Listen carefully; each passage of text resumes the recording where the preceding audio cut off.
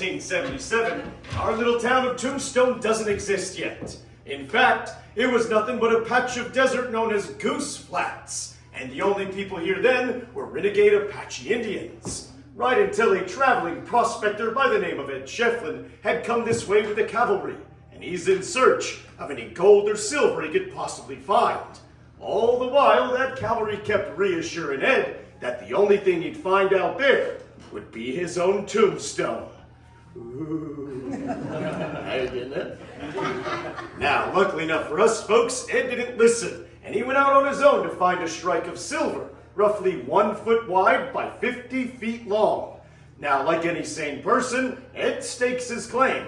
And when you stake a claim, folks, well, you've got to name it. So with some humor in mind, old Mr. Shefflin named his claim...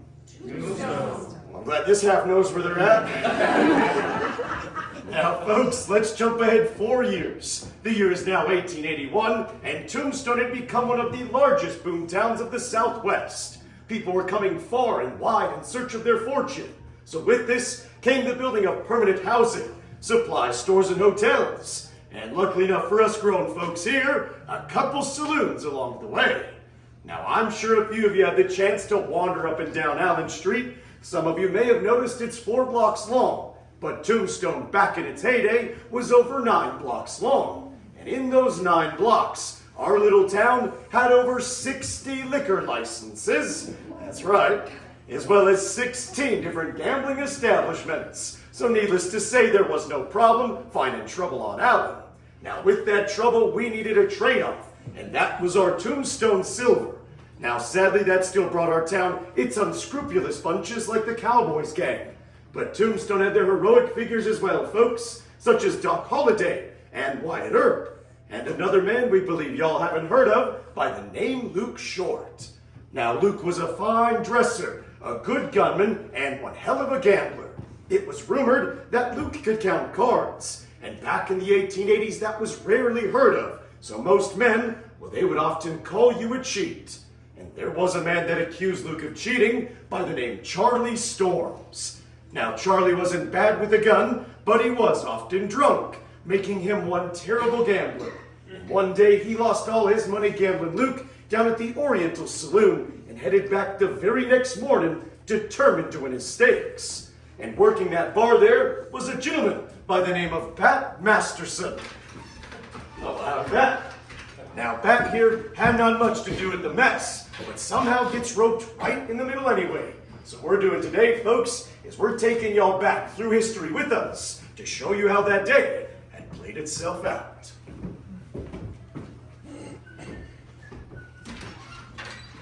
Top of the morning to you, Pat. Hi, good morning, Luke. How are you today?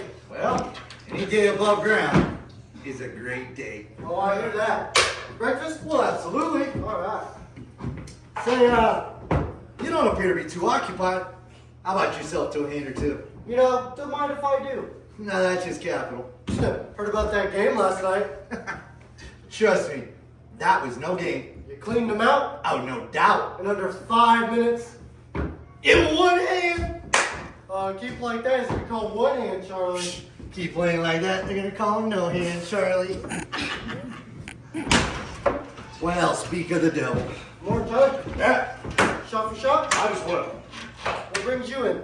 I came to win my money back. Yeah, good luck with that. You really gonna play him after last night? That ain't got no choice. Besides, nobody can be that lucky. Hey, from my understanding, he's not lucky. He's good. Well, I don't plan on losing today. Good luck there, Charlie. Say, y'all go room for one more? Oh, please have a seat. Oh, I don't want to miss this for the world. Yeah, I wish I could. Say, Charlie, What? why don't you save yourself all that heartache and anxiety? Just give me that 300 now. How about you shut up and deal them cards? Well, you're gonna ante up there, Charlie. Yeah, I just sat down. I know what I'm doing. Now that's highly debatable. You go back. Say, Luke, you gotta take it easy on the poor boy? Well, it all depends on how mad he makes me there, Bat. Well, I mean, that is fair. Now, you fellers can keep jabbering them jaws all you like, but could you deal these cards any slower, Luke? Why, sure, Charlie. You want me to prolong your misery? You know, the longer it takes to deal those cards, Longer you get to hold on to that money. Now that's a fact. Thanks, Pat. You're welcome. Don't look at my cards, are you, sir? Too bad you couldn't cheat as hard as his team does.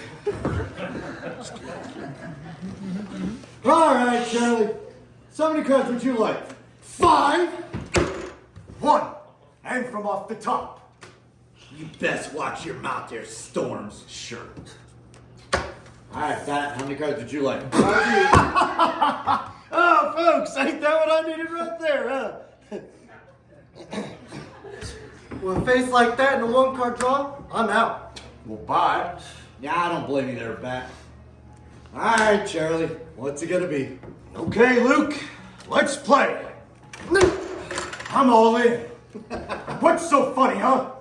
Oh, what the hell's that, Charlie? You know, if you spread your stakes out, you might be able to play 2, maybe 3 more hands. Now that is a novel idea. No need, Bet. Okay. You know, Charlie, you made that same stupid look last night. Last chance, Charlie. You know, Luke, if you weren't such a coward, hell, you might call it. Why no count? You know, curiosity is gonna get the better of me. All right. I call. Ha! Full of house! Yes! Good job. Nice hand. Looks Charlie. like I get my money back, don't it, folks? Hold it there, Charlie. What do you mean, hold it? Well, normally that'd be a good hand. No, look, that's a great hand. That's a hell of a hand. Oh, I don't disagree. But somehow, well, I don't think it's gonna be my straight flush. You turn it like Listen about that iron, boy. You didn't pull from that deck. I didn't need to. Ain't nobody got lucky. Well, apparently I am. I told you, he's not lucky. He's good. No, Pat, he's a cheat. Partner, do you mind standing right here for me really quick? Worth a shot. No thanks. Now, Bat, I suggest you sort our scene just out that door. Now. Wait a minute. Now look, that gun's cocked and loaded. And it don't work unless it's cocked and loaded. Come on, if you keep shooting all my customers, you're not gonna have anyone to play cards with. Or anyone else, for that matter. Well, this sapsucker won't. It's your lucky day, Charlie. I reckon it is. Charlie, you can't keep calling me a man a cheat. Pat, you're my friends. I'm everybody's friend. But Pat, No, don't- boss, you made the bet. He called you lost. Don't know till you're drunk. All right, steady, Charlie. You dirty I cunt! said go home. I'll eat cards.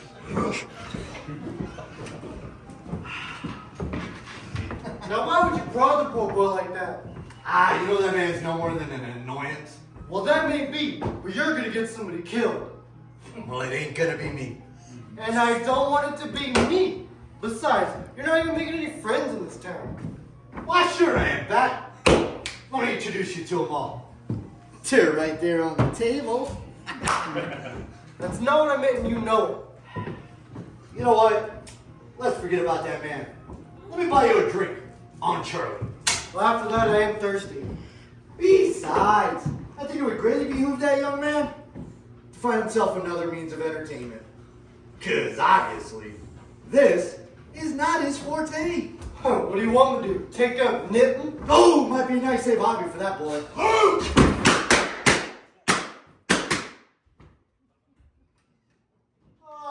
crap.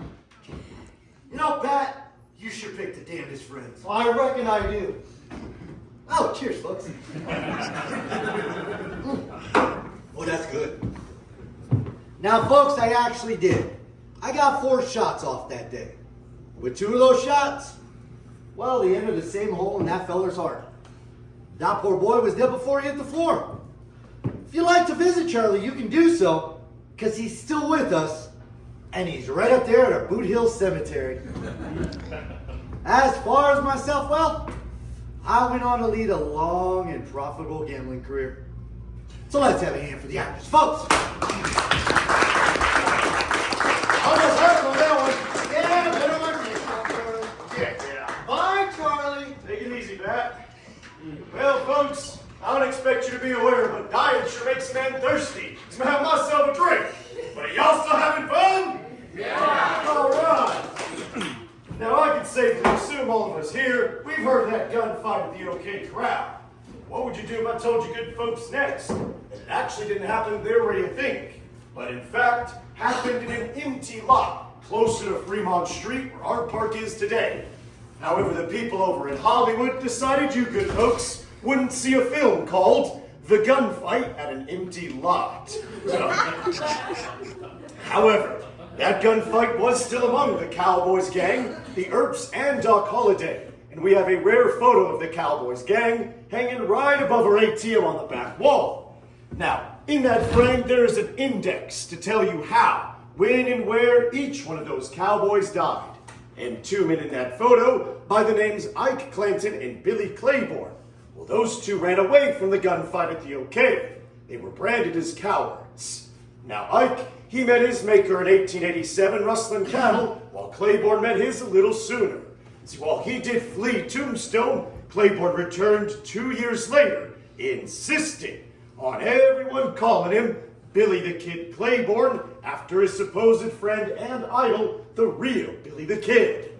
It was also said that Claiborne had another friend, folks, by the name Johnny Ringo. We all heard of him, right? Yeah. We all heard of him, right? Yeah. It's a little better. It's like a microphone. Now, typically in Hollywood, it's depicted as Doc Holliday being the killer of Ringo. However, we here in Tombstone believe another man's responsible. And he is the most dangerous man to have ever walked our streets. And his name is Buckskin Frank Leslie. Howdy, Buckskin. I wasn't talking about you or nothing. Right, folks? How was your day? What a day's a good day for a kill. Start with a snitch in the front row. Now, folks, as we can tell here, Frank is a mean one. In fact, Buckskin here had shot and killed 11 men in 11 months. He once even shot and killed his own wife. Oops. Now, before all that, Frank was tended bar at the Oriental for the owner, Milt Joyce, who's got a nasty habit of letting people down. Today was no different. See, Frank was up all night, tending bar, and dealing with the likes of Billy the Kid Claiborne, who at 22 and drunk, just wouldn't take no for an answer. You see, patrons of that same saloon had said Frank was abnormally patient with Claiborne, considering he was notorious for hating cowards. And when I tell y'all, no one, and I mean no one, better ever call Frank a coward. Is there a problem? No problem at all, Buckskin. I poured that whiskey there for you as your favor. Hold over. I'll tell you what, though. I ain't the problem here. The real problem is the guy in the second row in that baseball cap that didn't pay for his ticket. Yeah, that's the guy that you are. Stick to the eye.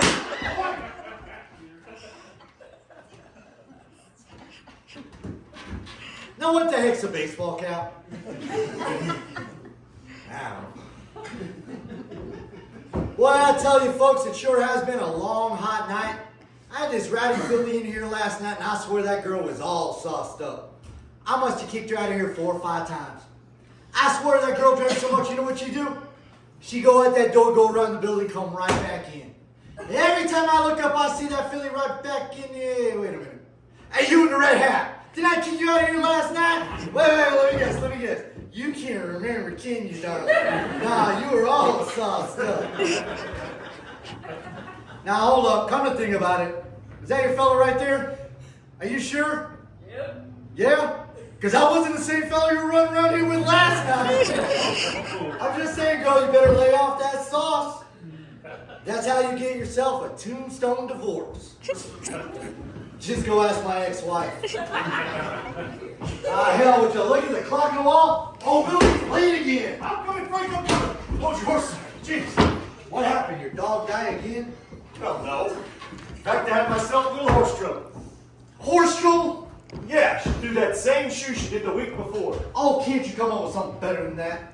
Come on, Frank, leave it alone. Besides, put a burr in your saddle anyway. Why, you did. Well, how so?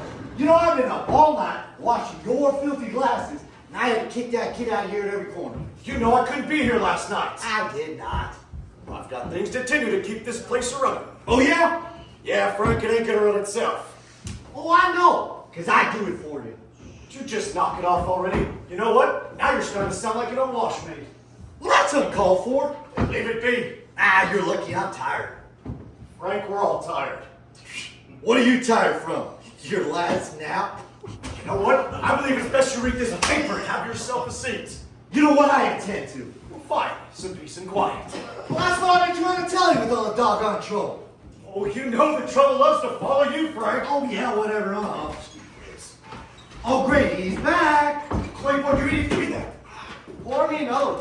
You're lucky you stole that one. I said pour me a drink. You ain't getting so much as a drop of water. Now get. You don't pour me that drink, we'll pour you over the front. Ain't pulling nobody nowhere. I'll cut you in half. I ain't afraid of you. I don't think he knows what a shotgun is, folks. Frank, What? did you get him out of here? Well, I can't right now. Why not? Well, I seem to be having myself a little bit of their horse trouble. Of course you will, Frank. Boy, you ever put your hands on me again, you're gonna be sorry. Come on, just buy me that drink. Y'all heard the man. We don't serve your kind in here. Well, that's uncalled for. Now, what's uncalled for is you running away and leaving your friends to die on the street, like the coward you are. You know, my friend William H. Bonnie was here. He'd take that tree and shoot you down the dog you are. William Bonnie. Yeah. The William Bonnie? Well, there's only one. You know what? Boy, you sure fancy yourself some William Bonney, huh? I want to do. The way I see it, you ain't even fit enough to hold his gourd gob. Now that's a fact. You know, Billy's my friend. Don't you just quit? It's always Billy this, Billy that. Billy, Billy, Billy. Wait a minute. You ain't heard. Heard what? Now, Frank, it's better you tell him. Fella, you ain't heard, because you can't read a stitch. If you could, you read right here? Well, your friend William Bonnie's been dead for over 3 months. Yep, so much for your hero. Oh, I don't believe you. Yeah, well, how about I make a believer out of you? You know what, Frank? I have heard that boy up there's been itching for a little bit of company. Yeah, but the only problem with a coward like this, he ain't worth the lead. You know what, that's right. Come on, Frank. You buy me that drink? I'll leave right now. Oh, right now? Right now. Yeah, stay with me, boy. You know what, Claiborne? I'll give you this one. You sure got yourself some grit. Oh, I won't take no lift, no bartender. Now you hold on to lose all your Shut up! Forget about this man. Come down here and pour me a drink. Coward. Is that the new private stock? Sure is. Pour me one of them. Read the message, Dewey. Look at it, Phil. He even got enough sense to walk around the morning. You idiot, get out of there. Ooh, not you, Claiborne. Ooh, you stink. And I don't know what smells worse. You or that pile of horse manure out back. Trust me, Frank, that smell is him. You know, that's a fact. Go take yourself a bath. Oh, now, wait a minute. Why don't you just put the kid So on that's out a of here? month then. Oh, why don't you let me have one drink? Come on, you owe me one. Just give me that one. Boy, I don't owe you anything. Matter of fact, your next street's down a saloon down yonder. I suggest you fetch. This kid is filthy. Stinks, dude. I know you're the kind of buddy trying to think of. So just give me that drink. Go, Frank. He didn't mean to do that.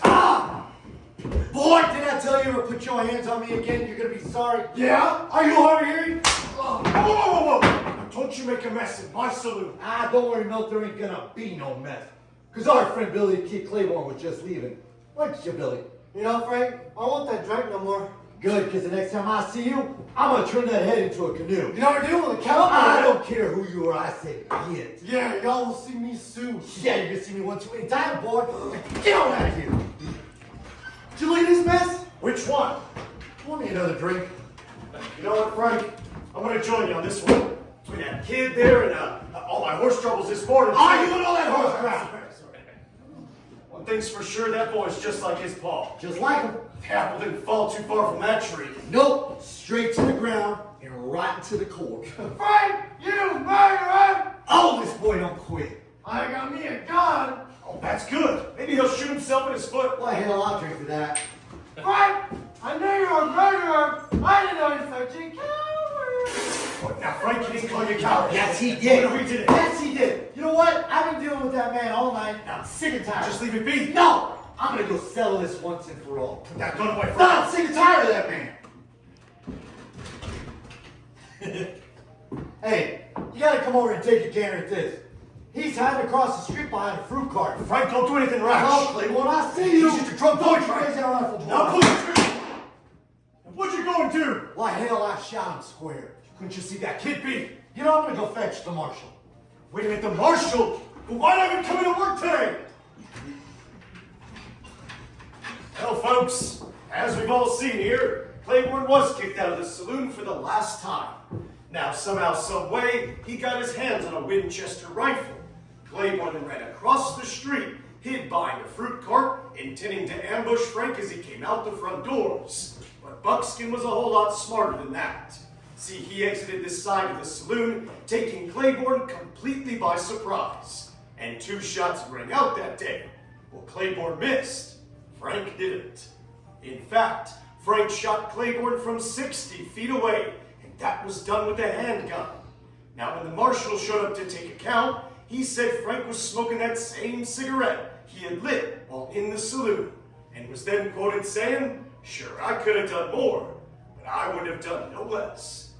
Now, the real reason why we in Tombstone believe that it's Frank that's responsible for Ringo's murder, well, that had come from one simple source, Claiborne himself. You see, it took Claiborne an hour to die, and within that time, he refused any and all forms of medical attention, just so he could keep telling folks that he saw Frank shoot and kill his buddy, Johnny Ringo. Now I ask another round of applause for the actors, folks.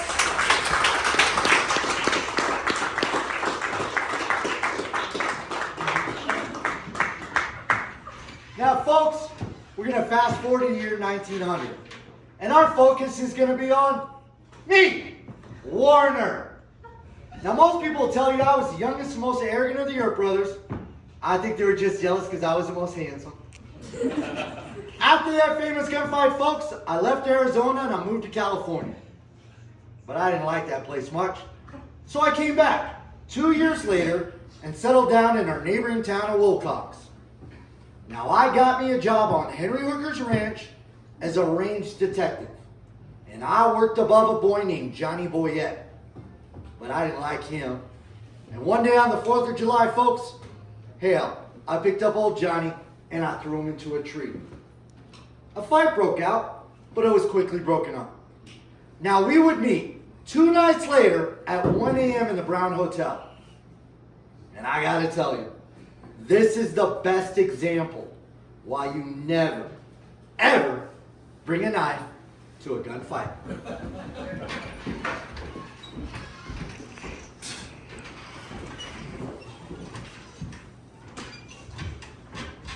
Please, sir. Hey, go watch out! What is that thing? I just got him. I heard he bites. Oh, I'm sure he does. Give me a whiskey, would you? What brings you in? Won't cool off out there. Yeah, it's the days I can handle. The nights, I can't seem to get a lick of sleep. That's why I came in for a few of these opening down. It's just too damn hot. It's gonna get a lot harder. What do you mean? Turn around. Jeez, of all the people. So when did you start serving cowards in here? Oh, don't start with me, Warren. How you doing, Johnny? Can't you just stay over there and mind your business? Boy, today you are my business. Every day you seem to make it that way. Yeah, I heard about that rumor. What rumor's that? $150 to gun me down? That a fact? That's a fact. I would have done it off the cuff. Half this town wants you dead anyways, so you best let me be. Look at him walking away like a coward. Just stay over there. Oh, why don't you stand your ground? Get to stepping then, boy. Hey! Johnny, go finish your drink. Warren, what do you want? Well, my drink should already be here. There he is, Mr. Manners and all. What's that supposed to mean? Let me ask you something. What kind of man picks up another man and throws him against a tree? Yeah, I heard about that. Now, this whole town has. Yeah, I did that. And what? That makes you some kind of man? Right. Big man. Nah, makes me a funny man. Funny. Yeah, and so is this. Does it bother? I'll give you a turn, Warren. Go away, I'm done with you. Yeah, well, I ain't done with you. And I'm speaking for the whole town when I tell you we're tired of your bullying and your bragging. So get with your clan and get out of here. Yeah, why don't you say that again in my face? You ain't nothing but a big old bag of wind living off your brother's reputation. Oh, yeah? Go on, get out of here. Go get yourself a gun, little man. I'm gonna get my gun. Okay. Now, why would you do that? Why isn't it your business? Because this is my bar, you're to pay for the drink you threw in that man's face. Oh, really? Yeah, really. Why don't you clean that up? That's all you're good for anyway. Yeah, with any less scum like you. You know, when my brother Wyatt gets back, Oh, your brother Wyatt. Wasn't for your brother Wyatt, you would have respect in this town. I get all the respect I deserve. Oh, blow off. Piss up a rope. Warren! You begging for the ball to drop? Here it comes. The coward returns. Turn around! No! I said turn around! Whoa, whoa, whoa! What? You gonna shoot me in the back like the coward you are? Told you to turn around more than you would have done. Hang on, Johnny, let's talk about this. Nothing to talk about. Oh, come on, man, I want to heal. I don't believe you. Hey, Johnny, he's digging. What are you He's doing digging over or there? watching. He's Promise got you. something in his hand. Stay away from me. Hey, Don't have a chance. Go, Johnny, go. A pocket knife. Don't we ever learn, folks?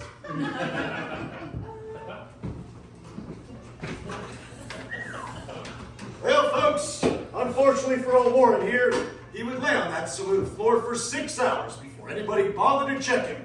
People would actually have to take a step over him just to get a drink here at the bar. Cheers to you, Warren. Well, does it burn? Good line, ain't it? Now, folks, when we finally checked on Mr. Earp down there, we found a half-open pocket knife in his hand. That's exactly what he was digging for. Now, I myself, who was accused of that murder, was later exonerated on account of self-defense. And the Earps, well, they never sought revenge against me. But if y'all would like to visit Warren, you can do so. He is, in fact, the only Earp buried right here in Arizona. And he's located in the Pioneer Cemetery in our neighboring town of Wilcox. And he's going to be there a while. Now, folks, I ask a final hand for the actors, shall we?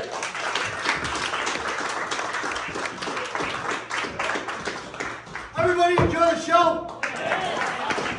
All right. If you good folks would give me a moment, I would like to introduce our actors to you. This roguish gentleman on the end is Dynamite Nick. Thank you, folks, for being here. Hope you had fun. This very tall and articulate gentleman is Stumpy. And good folks, I'm the Yukon Denali. The one and only. Hello.